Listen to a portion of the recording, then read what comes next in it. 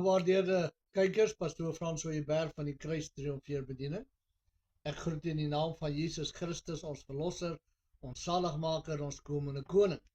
Ek glo ek vind u in gesondheid, liggaam, siel en gees, met 'n reikhalsende verlange na die wegraping van die kerk van Jesus Christus. O ja, hy gaan kom.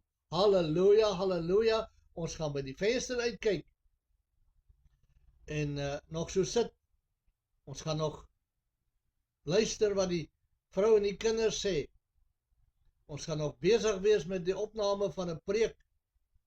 Ons gaan nog in 'n kerk sit, slaap, wat ook al, en skielik gaan ons hoor, kom op hierheen.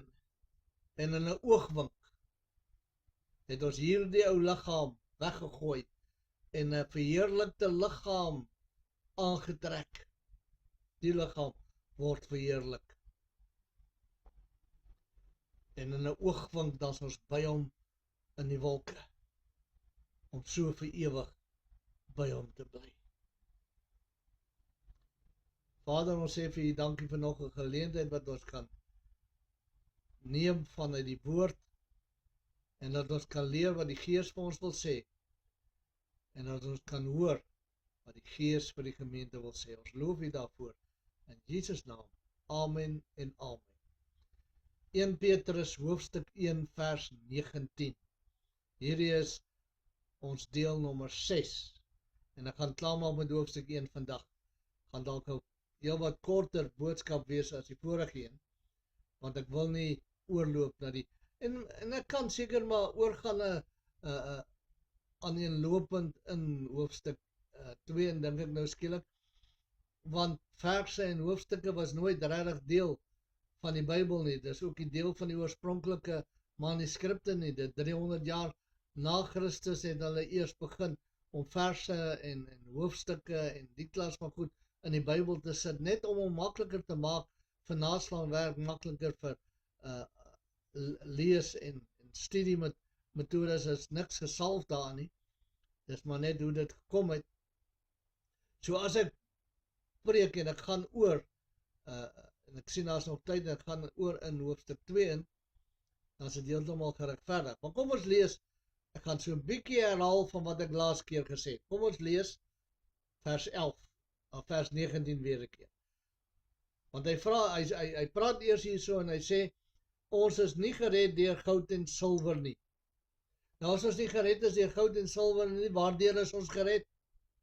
Deur die kosbare bloed van Jesus Christus, ons verlosser, ons saligmaker, ons komende koning.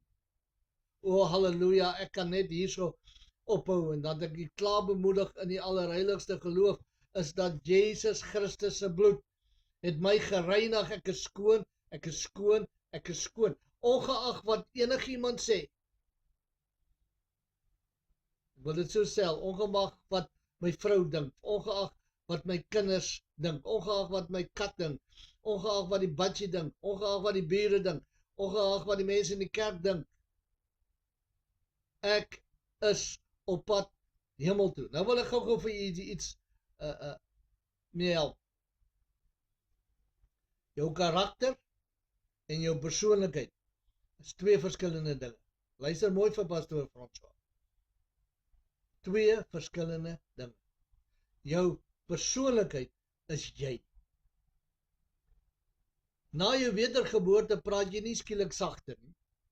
Na jou wedergeboorte eet jy nie skielik op 'n ander manier nie. Na jou wedergeboorte hou jy aan met jou persoonlikheid. Jou persoonlikheid is of jy praat hard of jy praat sag. Jou persoonlikheid is, jy's uitbundig en jy's al voor op die wa, of jy's teruggetrokke en jy sit eenkant in 'n hoekie. Jou persoonlikheid verander nie. Ja, met die tyd, soos wat Christus in jou groei, kan daai persoon, sekere dinge van die persoonlikheid kan dalk verander word. Maar jou persoonlikheid verander nie, maar jou karakter. Jou karakter is jou integriteit. Jou karakter is jou selfbeheersing. Jou karakter is jou liefde vir ander mense. Jou karakter is jou lankmoedigheid. Jou karakter is al daai dinge wat die Heilige Gees in jou binne sit, Want wanneer jy wedergebore word, en jy word 'n kind van die Here, luister vir my, kry jy nie die Heilige Gees stukkie vir stukkie vir stukkie vir stukkie nie. Hy word die inwonende Heilige Gees met sy volheid, met die vrug van die Heilige Gees, liefde wat uit 8 onderafdelings bestaan. Ons praat van die 9 vrugte van die Gees. Dis eintlik 1 vrug met 8 onderskeidings. Maar dis daar. Dis in jou karakter. Dis nie my persoonlikheid om integriteit te hê nie. Dis my karakter wat die integriteit is. So jy kan verby 'n man se persoonlikheid kyk, verby 'n vrou se persoonlikheid kyk, verby haar harde lag, of haar sagte praat, of haar kop skud wanneer sy praat, en in haar hart kyk en haar karakter sien. Ek gee nie om of jy hard of sag praat nie. Ek gee nie om of jy met 'n mes en vork eet of met jou hand nie. Ek gee nie om of jy op jou linkersy of jou regtersy slaap nie. Doen wat jy wil. Ek wil sien, het jy integriteit? Het jy lankmoedigheid? Het jy geduld? Miskien moet ek dit weer sê. Want dis waarmee ons almal sukkel. Wel, meeste van ons, ek weet julle wat aan my luister, is almal heiliges, almal perfek volmaak, geen probleem met jou geduld nie. Maar in jou karakter wil ek sien dat jy geduld, selfmoedig. So ons is nie gekoop met silwer en goud nie, maar met die kosbare bloed van Jesus Christus. Nou sê vers 20, wat wel vooruit geken is voor die grondlegging van die wêreld, maar in die laaste tye geopenbaar is om my ontwil, jou ontwil. Julle wat deur hom glo in God, wat hom uit die dood opgewek het en hom heerlikheid gegee het, sodat julle geloof en hoop op God kan wees. Ek glo in God in die hemel. My hoop is op Christus en op God gevestig. My hoop is nie op die regering nie. My hoop is nie in my salaris van my werk nie. My hoop is nie in donasies nie. My hoop is nie in wat ander mense vir my kan doen nie. Ek kyk nie na my werk nie, ek kyk nie na my inkomste nie. Ek kyk na God alleen, want hy is my bron, hy is my inkomste, hy is my hoop, my vertroue is op hom. Maak nie saak hoe dinge om my gaan nie. En hoe dinge lyk nie. Ek het 2 jaar gelede 'n hartaanval gehad. 'n Baie ernstige hartaanval wat 4,5 ure geduur het. Ek moes dood gewees het. Ek het my vrou vandag na 'n video gekyk wat sy geneem het met een van my blackouts. Iets vreseliks om na te kyk, om te dink ek is eintlik besig om dood te gaan. En daarna my hartoperasie. En nou 2 jaar later is my hart so gesond soos kan kom. Maar wat ek probeer sê is, van die hartaanval tot nou, wat ek nooit op die dokter vertrou nie. Maar my hoop was op God. Hy het gesê, hulle kan 'n operasie doen, die dokter met my kom praat, en gesê die operasie wat hulle kan doen en wat dit gaan, en ek het gesê, doen dit. Hy sê, daar is 'n 2% kans, wêreldwyd, dat jy sal doodgaan op die operasietafel. Dokter, as ek nie doodgaan nie, gaan ek gesond huis toe, want my hoop is op God. Dokter, as ek doodgaan, gaan ek gesond huis toe. Net 'n ander huis, 'n hemelse huis, nie 'n aardse huis nie, want my hoop is op God. Is jou hoop op God? Of is jou hoop op jou werk? Is jou hoop op God? Jou vertroue op God? Of kyk jy angstig rond? Wonder jy waar die volgende kos gaan vandaan kom?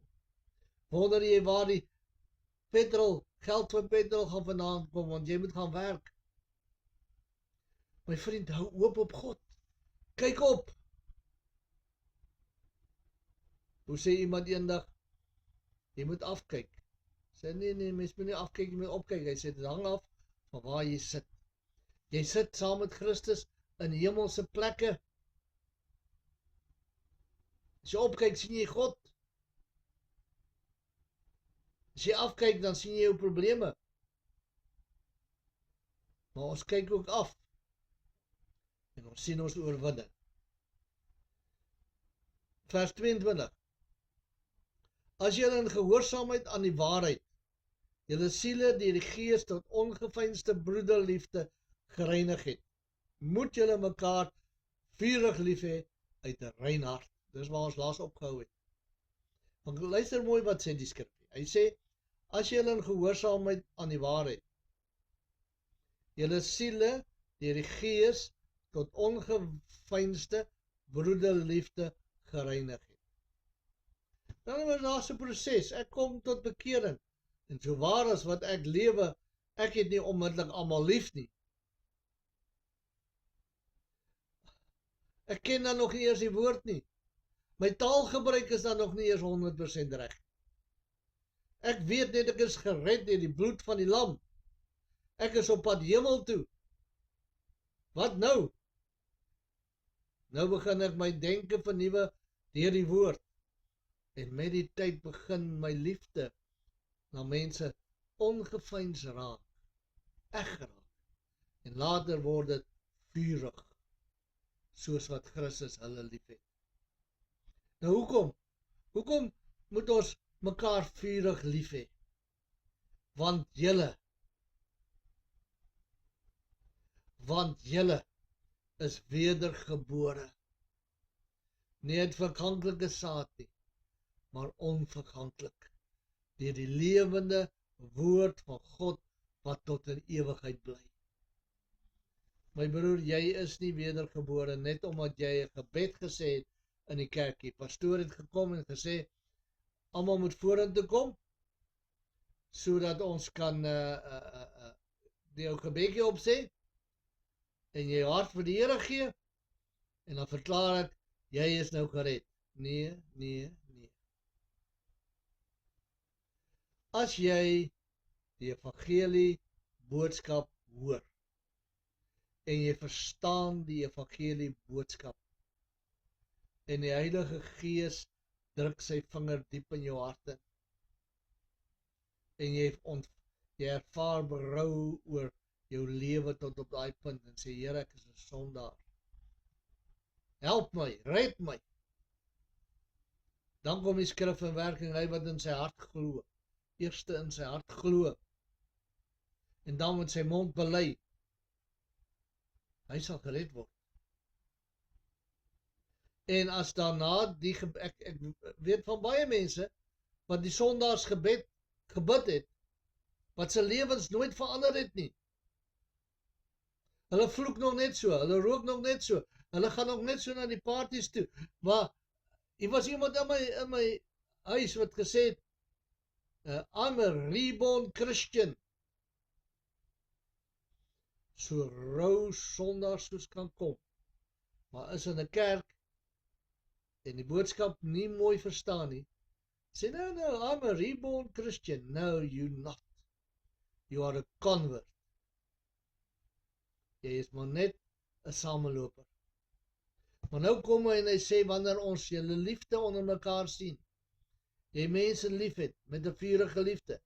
Die rede daarvoor is dat jy is wedergebore, van bo gebore, met nie verganklike dinge soos silwer en goud nie, maar met onverganklike dinge, deur die lewende woord van God wat tot in ewigheid bly.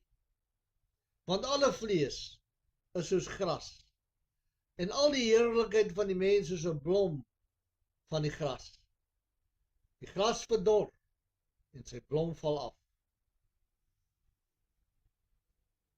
En as ek daar ophou, is daar geen hoop nie. As ek daar ophou, dan is ons geloof te vergeefs. Nou, ek het kort gepraat, ek wil hiermee afsluit. Ek wil nie so lank besig hou soos laas keer nie. Die gras verdor en sy blom val af, maar, die woord van die Here bly tot in ewigheid. En dit is die woord wat aan julle verkondig is. Die woord wat ek nou verkondig, is die woord wat vir ewig bly. Die woord bly vir ewig. Nou met die volgende uitsending, en as ek so die woord luister, word dit al hoe harder. Petrus boks sonder handskoene. Hy hou geen hou terug nie. So met die volgende uitgawe gaan ons begin met hoofstuk 2. Ek wil net vers 1 vir u lees. Lê dan af alle boosheid en alle bedrog en geveinsheid en afguns en alle kwaadspratery. Dis waarmee ons gaan begin met die volgende uitgawe. En dan gaan ons gaan nog diep dinge uit hierdie boek Petrus en 2 Petrus leer. Ons gaan nog lank besig wees. Ek probeer my bes om soveel as moontlik opnames te maak, maar ons is besig, daar's baie dinge wat gedoen moet word en ek het nog 'n sekulêre werk ook wat ek doen. Dis hoekom ek nie altyd by al hierdie dinge uitkom nie. Daar's nie altyd tyd nie. Maar ons gaan probeer om dit so vinnig as moontlik te maak, sodat ek die woord by u kan uitkry, want dit is die woord wat aan julle verkondig word, wat vir julle die wedergeboorte skenk. Baie dankie Vader dat ons uit die woord kan leer. Baie dankie Vader dat die woord vir ons kosbaar is, kragtig is, soos 'n tweesnydende swaard. En help ons om te groei deur dit wat ons na kyk. Ons dankie daarvoor in Jesus naam. Amen en amen. Gaan en lewe jou wedergeboorte ten volle uit. Gaan waardeer jou wedergeboorte. Mag God met u wees tot ons weer gesels. In Jesus naam. Amen en amen.